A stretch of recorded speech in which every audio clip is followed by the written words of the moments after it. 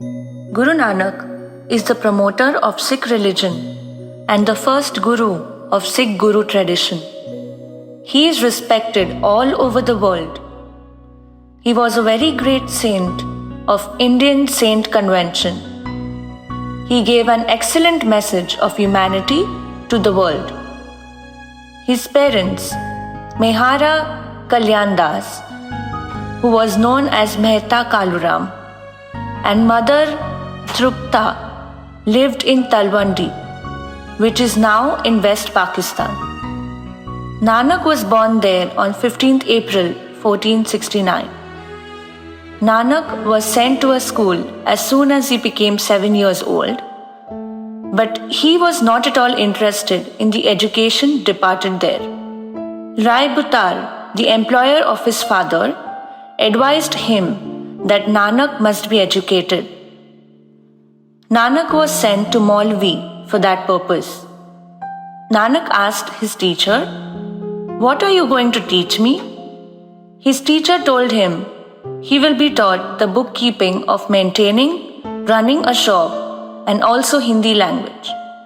But Nanak was not interested in learning that also. His father used to send him out for grazing buffaloes, but Nanak practiced meditation there, and due to the negligence, the buffaloes scattered to long distance. It so happened one day that he became engrossed in meditation while grazing the buffaloes. Flocks of birds started eating the crop. When Nanak opened his eyes, he was very happy to see this and started singing, "Sai ki chidiya, sai ka khet, khao ri chidiyo, bhar bhar pet," which means, "The birds belong to God and so this farm.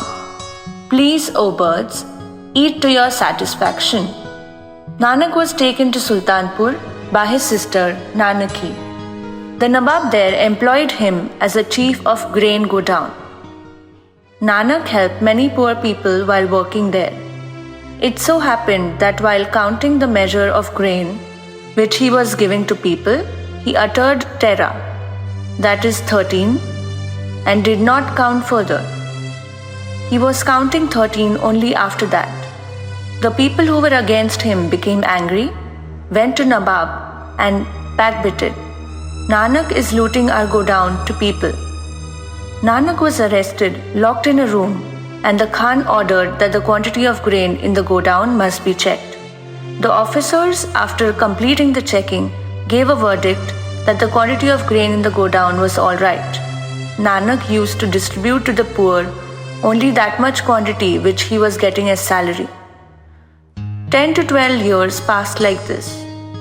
Nanak started roaming in the country and in the course of time came to Ahmedabad, now in Pakistan.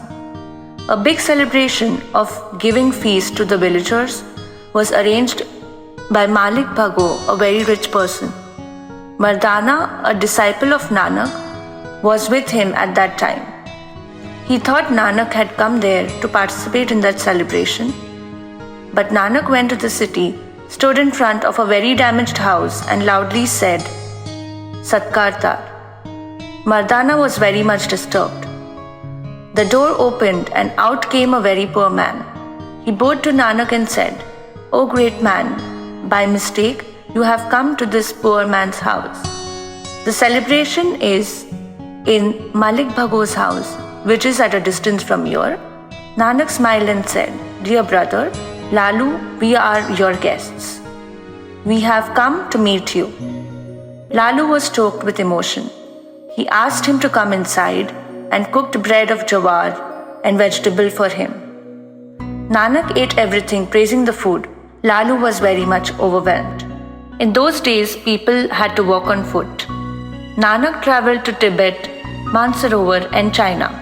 There is an idol of Nanak in the cave of Mansarovar area.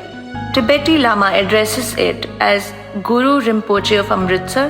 In China, Nanking is named after Nanak. He even went to Saudi Arab, Iraq, Africa. Guru Nanak was gathering small stones when the Khalifa of Baghdad came to see him. He was surprised and asked Nanak, "What are you doing?" Nanak said, I am going to use them in the other world after death.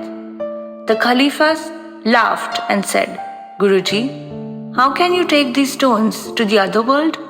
Nanak was undisturbed and in calm voice said, if the wealth you have collected can go to the other world, why not these stones? Hearing this, the Khalifa realized his mistake and distributed his wealth among the needy people. The counseling Nanak did to the Khalifa is included in the book Nasihatnama. When in Mecca, Nanak slept with his feet in the direction of the holy place. The people were displeased. They instructed him, this is a holy direction. Don't sleep keeping your legs in that direction. Nanak told them, please lift and keep my legs in that direction which is not holy. People realized their mistake and became quiet. It is said that Nanak and Saint Namdev had met. Saint Namdev's Abhangas are included in Guru Granth Sahib. Guru Nanak advised, constantly remember God day and night. Always respect sadhus and saints. Always serve them. Live a life of a lion, not that of a dog. All throughout his life, Nanak was always working. He used to work in fields. The last days of his life, he lived in Kartarpur. His brother, Lamanaji, who was his heir, became famous by the name Angad.